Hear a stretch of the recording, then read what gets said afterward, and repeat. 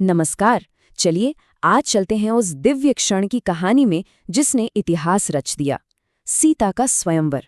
ये सिर्फ एक विवाह नहीं था, ये तो एक महाकाव्य की शुरुआत थी जहां प्रेम, शक्ति और भाग्य सबकी परीक्षा हुई। तो आइए देखते हैं कि कैसे सीता ने अपने वर को चुना। और इस पूरी कहानी का केंद्र है राजा जनक की एक शर्त। ये कोई मामूली शर्त नहीं थी, बल्कि एक दिव्य परीक्षा थी। इसी से तो तय होना था कि कौन उस महान देवी का हाथ थामने के काबिल है जो खुद धरती से जन्मी थी। तो हम हैं मिथिला में, जहां राजा जनक ने अपनी पुत्री धरती की बेटी सीता के लिए एक ऐतिहासिक स्वयंवर का आयोजन किया है। अब सीता का नाम ही अपने आप में बहुत कुछ कहता है। वो राजा जनक को खेत जोतते समय मिली थी धरती से, और इसीलिए उनका नाम पड़ा सीता, जिसका मतलब है भूमि से जन्मी। ये पहला संकेत था कि वो कोई साधारण कन्या नहीं है। तो स्वयंवर की चुनौती क्या थी? भगवान शिव के दिव्य धनुष को उठाना। पर सुनिए, ये कोई मामूली धनुष नहीं था। ये इतना ज्यादा भारी और शक्तिशाली था कि देश विदेश से आए बड़े से बड़े सूरमा और पराक्रमी राजा उसे हिला तक नहीं पाए। अब इससे ये सस्पेंस और बढ़ गया कि भाई, इस असंभव काम को आखिर पूरा करेगा कौन? और जब सारे राजा एक एक करके हार मान रहे थे, ठीक तभी उस सभा में अयोध्या के राजकुमारों का आगमन होता है। और उनका आना इस कहानी का रुख हमेशा हमेशा के लिए बदलने वाला था। यहाँ एक बड़ी दिलचस्प बात है। श्री राम वहाँ स्वयंवर में हिस्सा लेने के इरादे से गए ही नहीं थे। वो तो महर्षि विश्वामित्र के साथ उनके यज्ञ की रक्षा करते करते मिथिला पहुंचे थे। मतलब ये तो किस्मत ही थी जो उन्हें सही समय पर सही जगह ले आई। और कहते हैं, राजा जनक ने जैसे ही श्री राम को देखा, वो उनके तेज और विनम्रता से बहुत प्रभावित हो गए थे। और अब आता है कहानी का वो पल जिसका सबको बेसब्री से इंतजार था। सभा में मौजूद सभी राजा अपनी कोशिश कर चुके थे और नाकामयाब रहे थे।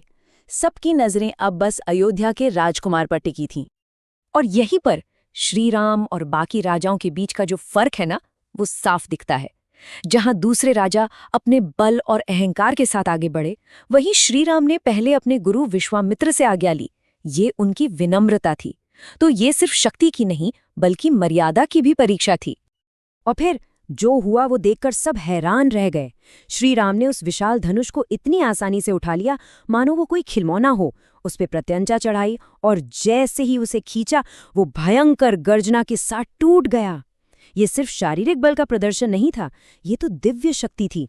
पूरा मिथिला राज्य आनंद और जयकारों से गूंज उठा। धनुष टूटते ही ये तय हो गया कि सीता को उनका योग्य वर मिल चुका है। और इसके बाद मिथिला में शुरू हुई दिव्य विवाह के उत्सव की तैयारियां। पर ये उत्सव और भी भव्य हो गया। सिर्फ सीता और राम का ही नहीं, बल्कि अयोध्या के चारों भाइयों का विवाह मिथिला की राजकुमारियों से तय हुआ। राम का विवाह सीता से, लक्ष्मण का उर्मिला से, भरत का मांडवी से और शत्रुघ्न का श्रुतकीर्ति से। ये दो राज्यों का एक संपूर्ण और पवित्र गठबंधन था। जरा सोचिए कैसा माहौल होगा। देवता, ऋषिमुनि और पूरा का पूरा राज्य इस ऐतिहासिक पल का गवाह बना। सभी विवाह पूरी तरह से वैदिक रीति रिवाजों के साथ संपन्न हुए, जिससे इस मिलन की पवित्रता और भी बढ़ गई। तो सवाल उठता है कि सीता और राम का ये विवाह सिर्फ एक शादी थी या इससे कहीं बढ़कर कुछ और? इसका असली महत्व क्या है? देखिए, ये विवाह असल में मर्यादा और धर्म का संगम था। ये त्याग, प्रेम और कर्तव्य की वो नींव बना जिस पर आगे चलकर रामायण की पूरी कहानी टिकी है। सीता और राम को आज भी आदर्श पति पत्नी का सबसे बड़ा उदाहरण माना जाता है।